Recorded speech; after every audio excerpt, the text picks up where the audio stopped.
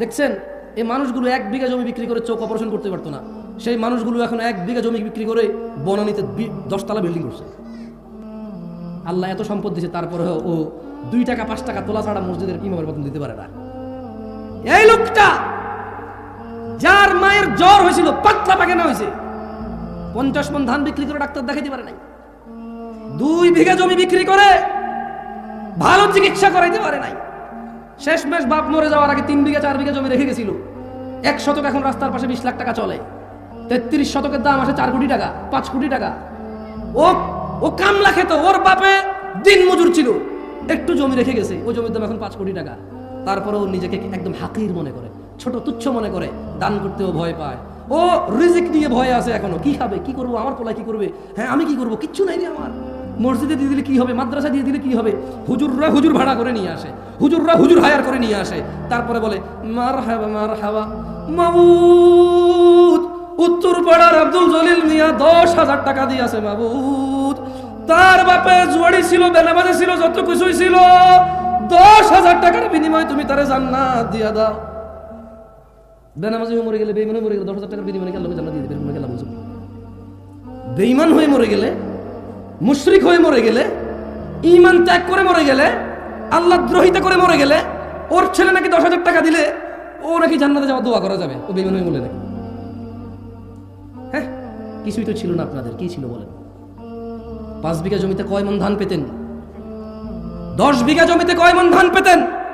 আর এই যে ছোট ভাই, তোমার বয়স 25 বছর, R15, হ্যাঁ, তারপরে যে কি কয় FZS নিয়ে যে বুম বুম বুম করো। তোমার দাদা ছিল ফকিরের মতো, ভাত খেতে ভাত পাইতো না, 5 বিঘা জমি ছিল, 10 মণ ধান হইতো না, 1 খন্ড হইতো জমি, 2 খন্ড পানিতে ডুবে থাকতো তোমাদের এলাকা। অথবা মরুভূমি ছিল, পানি ছিল না, উঁচু এলাকা, এরকমই বাংলাদেশ ছিল। 30-40 বছর আগের কথা বলছি, বেশি দিন আগের না। 1 খন্ড জমি পেত, ধানের পাশে যে ঘাসের বিচি, ওই ঘাসের গোটা তুলে এনে যাও রান্না করে খাইতো। অনেক পয়সাওয়ালা হয়ে গেছো না, তাহলে লিঙ্ক করে বেড়াও। শুধু 1 শতক জমি 15 লাখ টাকা হওয়ার কারণে তোমার যে মেম্বার এখন অনেক কিছু, তোমার যে চেয়ারম্যান এখন অনেক কিছু। ওর বাপ দাদার কি ছিল আমরা জানি না। ও কত বড় পয়সাওয়ালা, 10 তলা বিল্ডিং তোলে, মসজিদে এসে 2 লাখ টাকা দান করে। কি ব্যবসা করে? ওর বাপে কোন চেরাগ রেখে গেছে আলাদিনের ওর জন্য? হ্যাঁ, ইত্তাকুল্লাহ ইয়া নাস, মানুষ আল্লাহকে ভয় করো। এই যেই বিঘা জমি 20,000 টাকা বিক্রি হতো না, সেই বিঘা জমি আল্লাহ এখন 4 কোটি টাকা সমমূল্য করে দিয়েছে। তবু তুমি 1 শতক জমি মসজিদ মাদ্রাসায় দান করতে রাজি নও। অথচ তোমার এই 1 শতক জমির দাম 2,000 টাকা ছিল না, 2,000।